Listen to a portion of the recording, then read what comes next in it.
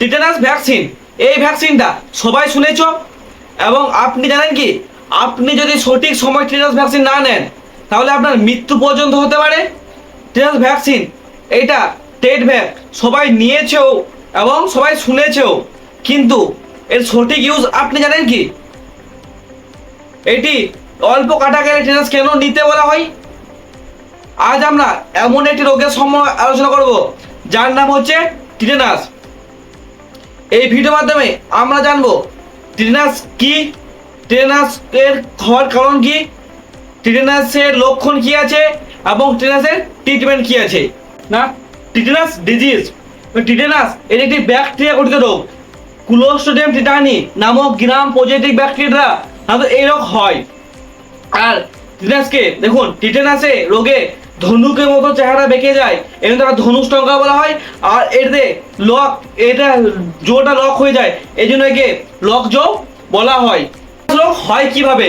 এখন টিটেনাস রোগ যেসব জিনিসগুলি ব্যবহার হয় না, দীর্ঘদিন পড়ে আছে, সেই সব জিনিসে টিটেনাসের বিষ থেকে যায় এবং সেই বিষ থেকে টিটেনাস রোগ হয়।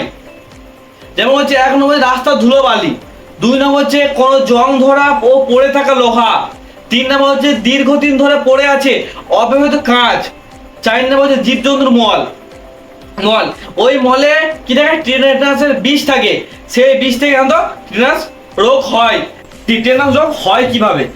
টিটেনাসের বিষ মামুলি চোট, আঘাত ও ক্ষতর মাধ্যমে আমাদের দেহে প্রবেশ করে এবং ওই টিটেনাসের ব্যাকটেরিয়া ওই জায়গাতে বিষ টেটানোস্পাজমন নামক টক্সিক রিলিজ করে এবং ওই টক্সিক আমাদের মোটর নার্ভকে উত্তেজিত করে এবং মোটর নার্ভ উত্তেজিত হওয়ার ফলে যেসব লক্ষণগুলি দেখা যায় সেগুলি হল টিটেনাসের লক্ষণ। 1 নম্বর হচ্ছে ঘাড় ও চোয়ালের মাংস শক্ত হয়ে যায়, 2 নম্বর হচ্ছে চোয়ালের মাংস শক্ত হয়ে যায় বলে চোয়াল আটকে যায়, যাকে লকজো বলা হয়।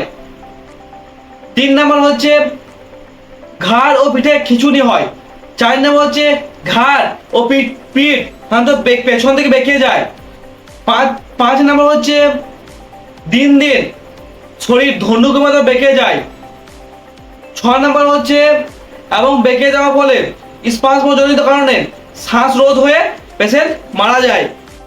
টিটেনাসের ট্রিটমেন্ট, টিটেনাসের সাধারণত 2 রকমের ট্রিটমেন্ট হবে, এটা হচ্ছে primary infection treatment, secondary infection treatment.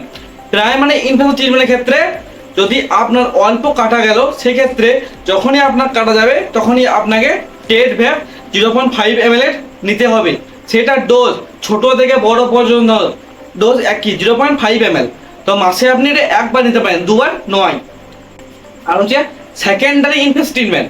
দেখুন, এই সেকেন্ডারি ইনফেকশন ট্রিটমেন্ট সাধারণত যখন টিটেনাস হয়ে যায় এটাকে তখন বলা হয়। তো এক্ষেত্রে আপনার এটা ঘরে ট্রিটমেন্ট করা যাবে না, এটা সম্পূর্ণ হসপিটালে ট্রিটমেন্ট করতে হবে। তো তাও এই ট্রিটমেন্টের ক্ষেত্রে আপনি জেনে রাখুন, এটাতে টিটেনাস ইমিউনোগ্লোবিন ইঞ্জেকশন TIG, এই ইঞ্জেকশন 3000 থেকে 5000 ডোজে 2টি বাহুতে দিতে হয়। আর যদি পার কেজি যদি হয় তো 150 ইউনিট পার কেজি ডোজে এটি দিতে হয় 2টি বাহুতে। আর 2 নম্বর হচ্ছে অ্যান্টিবায়োটিক।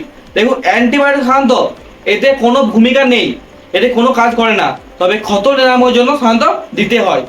3 নম্বর হচ্ছে ক্ষতর স্থানটিকে ড্রেসিং, ভালো করে ড্রেসিং করতে হবে, উড পরিষ্কার করতে হবে এবং মলম লাগাতে হবে।